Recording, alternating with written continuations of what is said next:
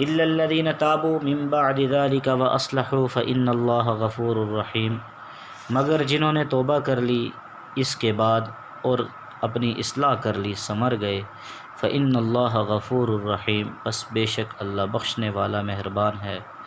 والذین یرمون ازواجہم، اور جو لوگ عیب لگائیں اپنی بیویوں کو، ازواجہم ولم یکن لہم شہداء، اور شاہد نہ ہوں ان کے پاس، الا انفسہم فشہادۃ احدہم اربع شہادات باللہ انہ لمن الصادقین، بجز اپنے آپ کے، الا انفسہم یعنی اپنے سوا اور کوئی گواہ نہ ہو، فشہادۃ احدہم اربع، تو ایسے شخص کی گواہی کی یہ صورت ہے کہ 4 بار گواہی دے، کیا باللہ انہ لمن الصادقین، کہ اللہ کی قسم کھا کر یہ کہے کہ اللہ کی قسم، اقرار کرنے والا وہ شخص سچا ہے، یعنی جو آدمی یہ بات کر رہا ہے وہ اپنی بات میں سچا ہے۔ والخامسۃ ان لعنۃ اللہ علیہ ان کان من الکاذبین، اور 5ویں بار یہ کہے کہ اللہ کی پھٹکار ہو اس شخص پر اگر ہو وہ جھوٹا، 5ویں بار اپنے بارے میں یہ کہے کہ اگر وہ جھوٹا ہے تو اس کے پہ کیا ہو جائے، اللہ کی پھٹکار ہو جائے۔ وَيَدْرَأُ عَنْهَا الْعَذَابَ أَن تَشْهَدَ 4 شہادات بِاللَّهِ إِنَّهُ لَمِنَ الْكَاذِبِينَ، اور وَيَدْرَأُ اور ٹل جائے گی، عنہا اس عورت سے، العذاب مار، یعنی وہ سزا ٹل جائے گی اس عورت سے، ان تشہدا کہ یوں وہ گواہی دے، 4 شہادات باللہ 4 گواہی اللہ کی قسم کھا کر، انہ لمن الکاذبین کہ وہ اقرار کرنے والا شخص جھوٹا ہے۔ والخامسۃ ان غضب اللہ علیہا ان کان من الصادقین، اور 5ویں یہ کہے کہ بے شک اللہ کا غضب آئے اس عورت پر اگر وہ شخص سچا ہے۔ مرد کے لیے کیا تھا کہ وہ یہ کیا کہے گا کہ اللہ کی لعنت ہو اس شخص پر اگر وہ جھوٹا ہو، اور عورت کیا کہہ رہی ہے، عورت یہ کہے گی کہ اللہ تبارک و تعالیٰ کا غضب آئے اس عورت پر اگر وہ شخص سچ کہہ رہا ہو۔ ولولا فضل اللہ علیکم ورحمتہ وان اللہ تواب حکیم، اور اگر نہ ہوتا اللہ تعالیٰ کا فضل تم پر اور اس کی رحمت تم پر، اور بے شک اللہ تعالیٰ معاف کرنے والا اور جاننے والا ہے، تو کیا کچھ نہ ہو سکتا تھا۔ اچھا خیر،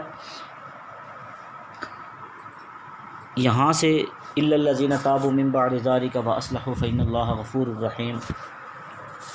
اس آیت میں ما قبل کی بھی تشریح موجود ہے کہ پیچھے ہم نے وہ ساری حدیں پڑھی کہ ولا تقبلوا لهم شہادۃ ابدا، کہ جو آدمی کسی محسن پہ اور محسنہ پہ تہمت لگائے اور جب کہ وہ ثابت بھی نہ کر سکے، ان کو شریعت میں سزا دی گئی ہے، وہ ہے 80 کوڑے۔ اب 80 کوڑے لگنے کے بعد بھی اس کی دنیا میں ایک گناہ ہے، وہ دنیا میں ایک سزا ہے، ولا تقبلوا لهم شہادۃ ابدا، کہ کبھی بھی ان کی گواہی قبول نہیں ہوگی، مرتے دم تک اب ان کی گواہی نہیں ہوگی۔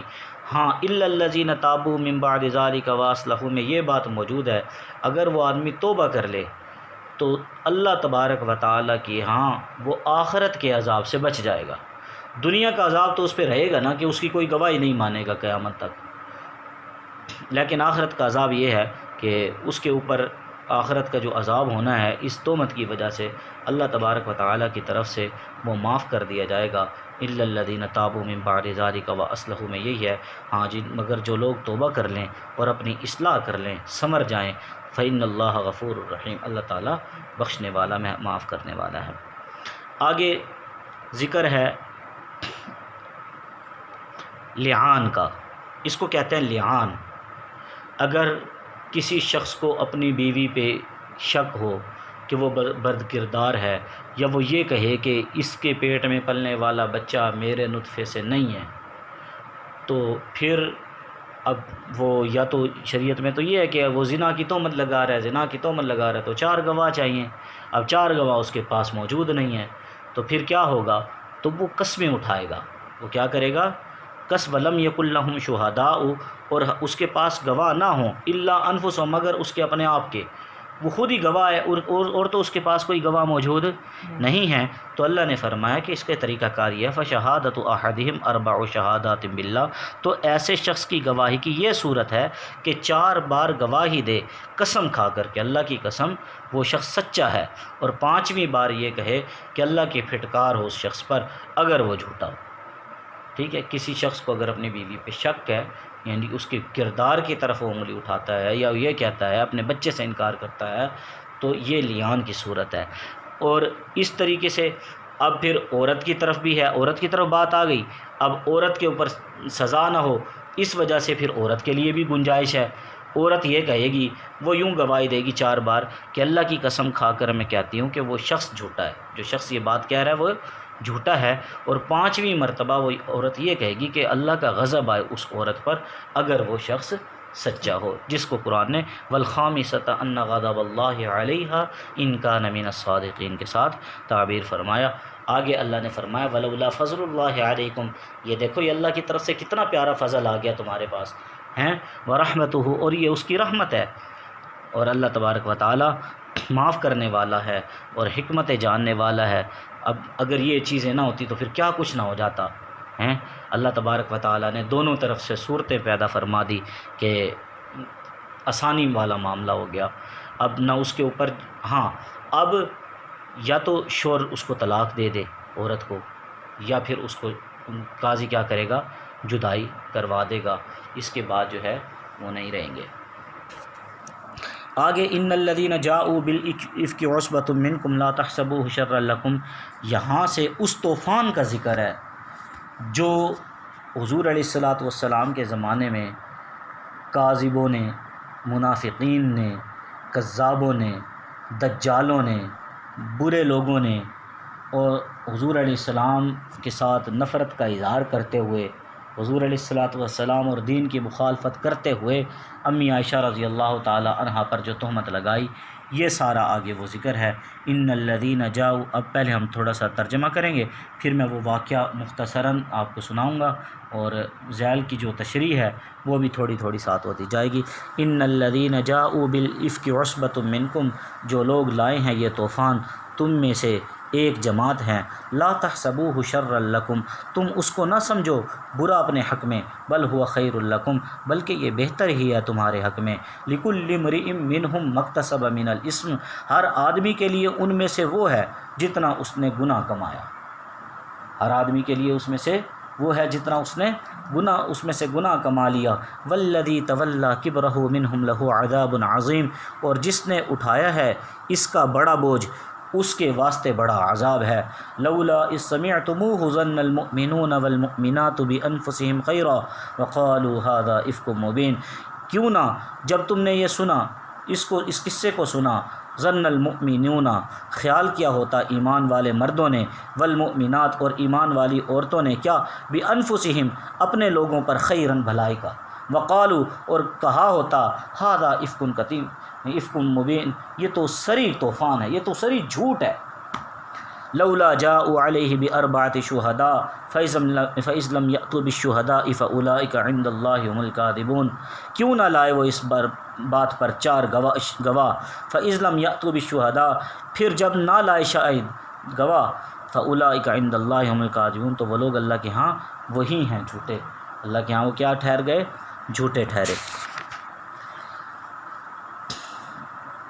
واقعہ افک، ان الذین جاؤوا بالافک عصبۃ سے شروع ہے، اور یہاں تک یہ اللہ تبارک و تعالی نے مومنین کی رہنمائی بھی فرمائی، اور یہ بھی فرمایا کہ جب کبھی ایسا معاملہ ہو جائے، ایمان والوں کو اور ایمان والیوں کو کیا کرنا چاہیے تھا، اس وقت تو جو ہوا سو ہوا، لیکن آئندہ کے لیے اللہ نے ایک قانون بنا، یا ہوا یوں تھا کہ حضور علیہ الصلاۃ والسلام سن 6 ہجری میں غزوہ بنی مصطلق سے واپس مدینہ تشریف لا رہے تھے۔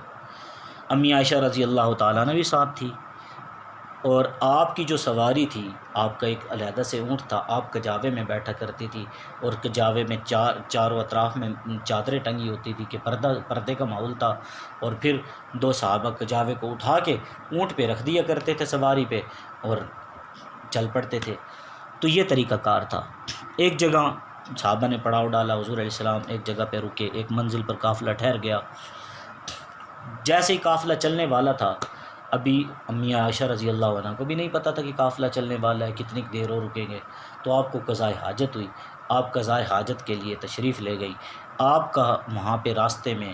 کسی طرح سے ہار گلے کا ٹوٹ کر گر گیا، آپ اس کی تلاش میں لگی رہیں، تھوڑی سی دیر ہو گئی، جب اللہ کے نبی کی زوجہ محترمہ امی عائشہ رضی اللہ تعالیٰ عنہ واپس تشریف لائیں قضاء حاجت سے، تو کیا دیکھتی ہیں کہ وہاں پہ قافلہ تو موجود نہیں ہے، قافلے والے تو چلے گئے۔ اب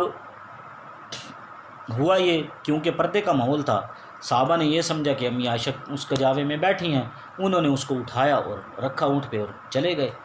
اب ان کو یہ بھی معلوم نہ ہو سکا کہ امی عائشہ بیٹھی ہیں یا نہیں، کیوں؟ اب حضور علیہ الصلاۃ والسلام کی ان زوجہ مطہرمہ یعنی مطہرہ امی عائشہ رضی اللہ تعالیٰ عنہا کی عمر بہت کم تھی اور وزن میں بھی ہلکی پھلکی تھی، اس لیے اٹھانے والے صحابہ کو بھی پتہ نہیں چلا کہ اس میں بیٹھی ہیں یا نہیں۔ تو امی عائشہ رضی اللہ تعالیٰ عنہ جب واپس آئیں تو آپ نے دیکھا یہاں پہ کوئی نہیں ہے، تو انتہائی استقلال سے انہوں نے یہ رائے قائم کی اپنی خود کہ یہاں سے اب جانا مناسب نہیں ہے، یہ مصلحت کے خلاف ہے، لہٰذا یہیں پہ ٹھہر جانا چاہیے، جب پتہ چلے گا کہ میں کجاوے میں نہیں ہوں، مجھے ڈھونڈتے ہوئے واپس آئیں گے تو مجھے یہاں پہ پا لیں گے۔ آخر وہیں آپ نے قیام کیا، رات ہو گئی، رات کا وقت تھا، نیند کا غلبہ تھا۔ آپ حضور علیہ الصلاۃ والسلام کی لاڈلی بیوی، جن کو آپ پیار سے حمیرہ فرمایا کرتے تھے، حمیرہ نام سے بلایا کرتے تھے، پکارا کرتے تھے، وہیں پہ سو گئیں۔ تو حضرت صفوان بن معطل رضی اللہ تعالیٰ عنہ صحابی رسول ہیں، رضی اللہ عنہم ورضوا عنہ کے سرٹیفکیٹ ان کے پاس موجود ہیں، تو وہ قافلے سے پیچھے رہا کرتے تھے کہ جو گری پڑی چیز ہوں گی میں ان کو اٹھا کے واپس ساتھ چلتا رہا کروں گا۔ تو جب وہ تشریف لائے تو دیکھا امی عائشہ رضی اللہ تعالیٰ عنہ سوئی پڑی ہیں، تو پہچان لیا، کیونکہ آیات پردہ نازل ہونے سے پہلے انہوں نے حضرت امی عائشہ رضی اللہ عنہ کو دیکھا ہوا تھا۔ تو جیسے ہی دیکھا تو انا للہ و انا الیہ راجعون پڑھا، تو امی عائشہ رضی اللہ تعالیٰ عنہ یہ بات سن کے، انا للہ سن کے اٹھ کے بیٹھ گئیں اور اپنا پردہ کیا۔ تو حضرت صفوان بن معطل رضی اللہ تعالیٰ عنہ صحابی رسول نے اپنی سواری قریب کی، امی عائشہ رضی اللہ تعالیٰ عنہ اس پہ سواری پہ سوار ہو گئیں اور آپ دوپہر کے وقت اس لشکر سے جا ملے۔ تو یہ واقعہ جب ہوا تو پھر منافقین نے بہت ساری باتیں بنانا شروع کر دیں، بہت سارے آقا کریم صلی اللہ تعالیٰ علیہ وسلم کی ان لاڈلی زوجہ مطہرہ جن کا نکاح اللہ نے عرشوں پہ فرمایا اور جبرائیل کے ذریعے اطلاع بھجوائی کہ آپ فرش پہ نکاح اس خاتون سے کر لیں، اس لڑکی سے کر لیں، تو جس کا نکاح اللہ کروائے تو وہ تو انتہائی پاکیزہ خاتون ہوں گی اور اس شان کے لائق ہوں گی کہ وہ نبی آخر الزمان، سردار الانبیاء، سرتاج انبیاء، امام الانبیاء، فخر انبیاء اور حضرت محمد عربی صلی اللہ تعالیٰ علیہ وسلم کی زوجہ ٹھہریں، تو وہ اس حقدار تھیں۔ خیر آپ پر منافقین نے الزام تراشی شروع کر دی، زبان درازی شروع کر دی۔ اب دشمن رسول تو یہ چاہتے تھے کسی نہ کسی طرح حضور علیہ السلام اور دین کی بدنامگی ہو، تو انہوں نے ہر طرح کا پروپیگنڈا